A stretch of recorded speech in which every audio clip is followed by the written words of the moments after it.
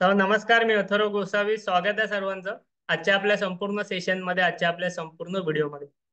So आजच्या आपल्या complete व्हिडिओमध्ये जे आहे ते आपण तुम्हाला एक इम्पॉर्टंट इन्फॉर्मेशन देणार आहोत, अर्जंट इन्फॉर्मेशन देणार आहोत. त्यासाठी हा व्हिडिओ आपण करत आहोत.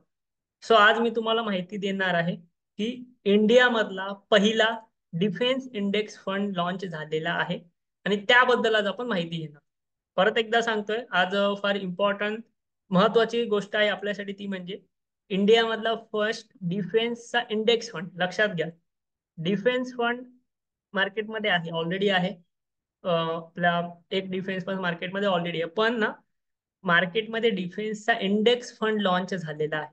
इंडेक्स फंड म्हणजे काय, की आता तुम्ही डायरेक्टली डिफेन्स इंडेक्स मध्ये इन्व्हेस्टमेंट करू शकता. म्हणजे डिफेन्सच्या इंडेक्स मध्ये जे पण स्टॉक्स आहेत त्यामध्ये तुम्ही डायरेक्टली इन्व्हेस्ट करू शकता, कारण की तो लॉन्च झालेला आहे. त्याचा सध्या एन एफ ओ म्हणजे न्यू फंड ऑफर.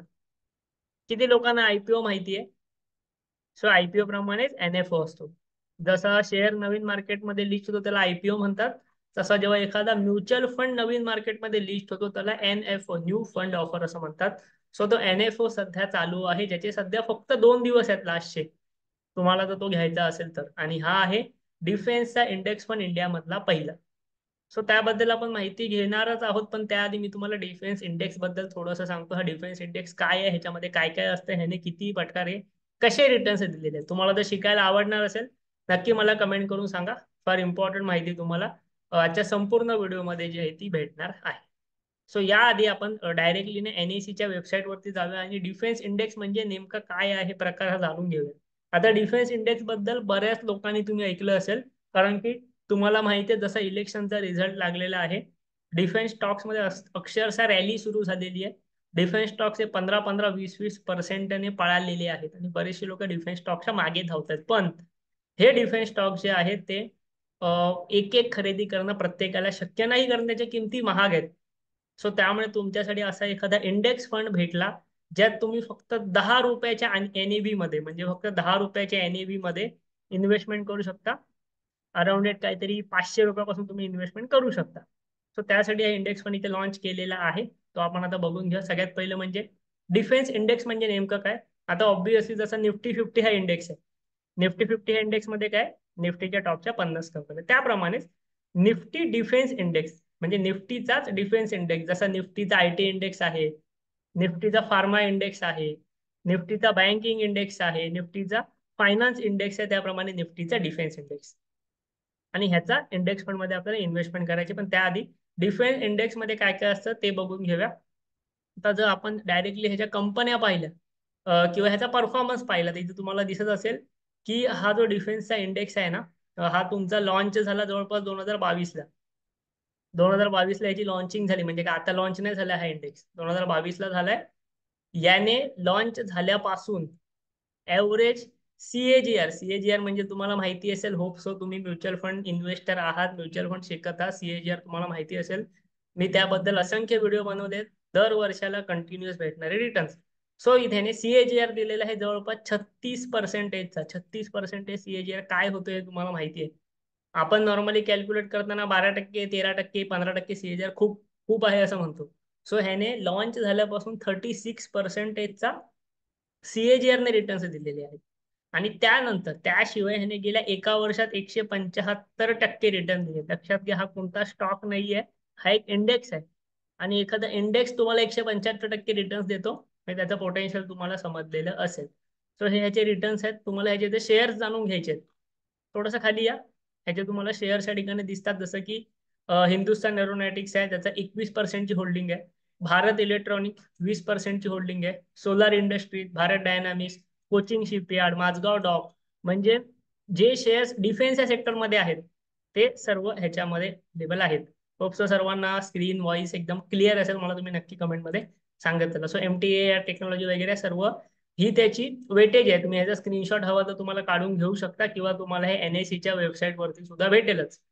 तर तुम्ही याचा स्क्रीनशॉट हवा तर परत एकदा काढून घेऊ शकता. ह्या डिफेन्स इंडेक्सची ग्रोथ कशा प्रकारे झालेली आहे ती ह्या चार्ट मार्फत इथे तुम्हाला दाखवलेली आहे. हे तुम्हाला एनएसीच्या वेबसाईट वरती भेटून जाईल, तुम्ही Nifty India defence index type केला तरी. सो हे झालं डिफेन्स इंडेक्स बद्दल. सो आता ह्यामध्ये इन्व्हेस्टमेंट तुम्हाला इंडेक्स मध्ये करायची असेल तर कशी करणार?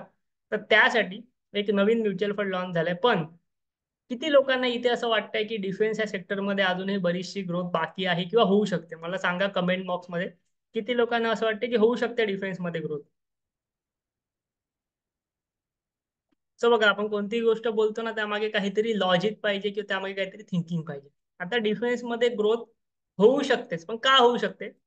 सगळ्यात पहिली गोष्ट म्हणजे जे गव्हर्नमेंट होतं ते सेम गव्हर्नमेंट परत एकदा सत्तेमध्ये आलेलं आहे किंवा ते सेम गव्हर्नमेंट जसं आधी होतं तसंच राहिलेलं आहे. सो होप सो डिफेन्सचं काम म्हणजे डिफेन्स सेक्टरचं जे काम आहे ते सुद्धा सेम चालू राहील. सेकंड, सध्या मेक इन इंडिया सारखे कॅम्पेन चालू आहेत. मेक इन इंडिया म्हणजे काय? की इन शॉर्ट तुम्हाला ज्या गोष्टी लागतात त्या इंडियामध्येच आपण तयार करू शकतो किंवा तयार करायच्या. सो आतापर्यंत असं होत नव्हतं. आतापर्यंत आपल्याला बाहेरून डिफेन्सच्या सगळ्या गोष्टी मागवाव्या लागत होत्या मोस्ट ऑफ दी. पण आता ह्या इंडियातल्या कंपन्या ज्या आहेत त्या ह्या सर्व गोष्टी बनवायला सुरुवात झालेली आहेत, बनवायला लागलेल्या आहेत. सो मेक इन इंडियाच्या अंतर्गत म्हणजे कंपन्यांसाठी सुद्धा बरेचसे बेनिफिट पण आहेत.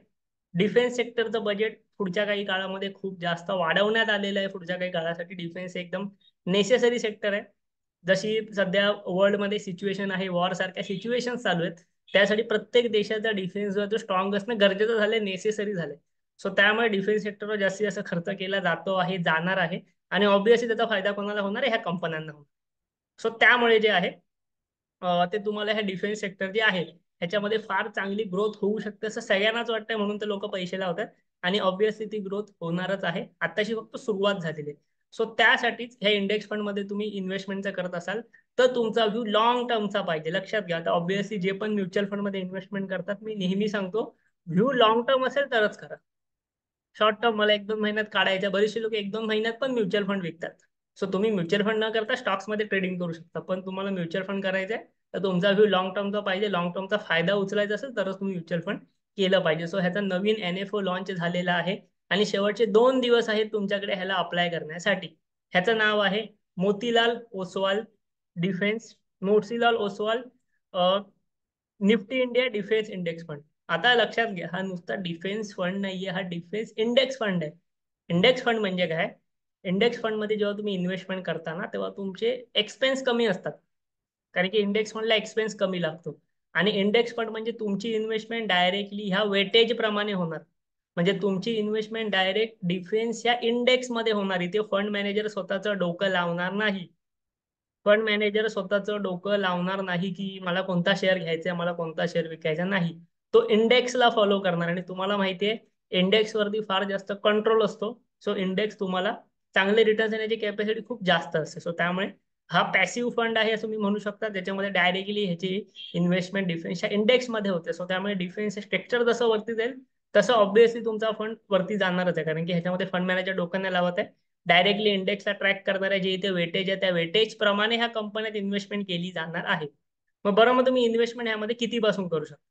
सो जे जे आता आपल्या अंडर इन्व्हेस्टमेंट आहेत ना, म्हणजे ज्या ज्या लोकांचा आपल्या अंडर म्युच्युअल फंडचं अकाउंट आहे, ओके, जर समजा कोणाचं युट्यूबवरच्यांचं आपल्या अंडर इन्व्हेस्टमेंटचं अकाउंट नसेल म्युच्युअल फंडचं, तर तुम्हाला व्हिडिओच्या डिस्क्रिप्शन मध्ये लिंक दिसेल. त्या लिंकवरनं तुम्ही इन्व्हेस्टमेंट अकाउंट ओपन करू शकता. पण ज्या ज्या लोकांचं अकाउंट आहे तुम्ही डायरेक्टली मी सर्वांना चॅटबॉक्समध्ये नोटिफिकेशन पाठवलेली आहेच की मोतीलाल ओसवालचा NFO आहे म्हणून. सर्वांना नोटिफिकेशन पाठवलेली. पण तुम्ही काय करू शकता, NFO म्हणजे तुमच्या ऍपमध्ये न्यू फंड ऑफर मध्ये जाऊन Motilal Oswal Nifty India defence index fund search करू शकता.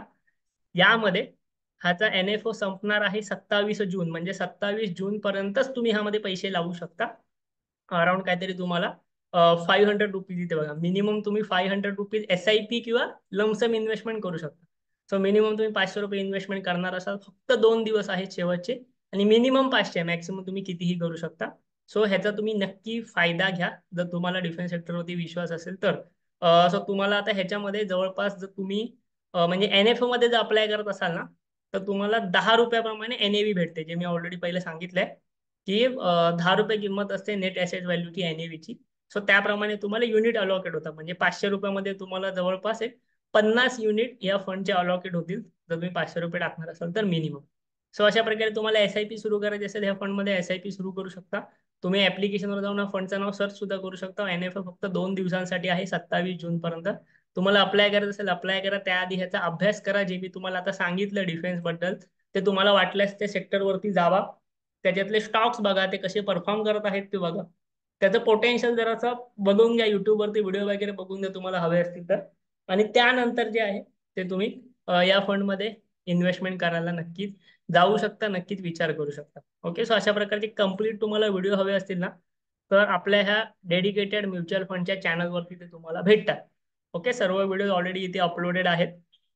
तुम्हाला ज्या कशाबद्दल शिकायचं असेल ते व्हिडिओज तुम्ही इथे बघू शकता फ्री ऑफ कॉस्ट, त्याच्यामधनं शिकून घेऊ शकता आणि आपल्या चॅनलला सबस्क्राईब सुद्धा नक्की करू शकता.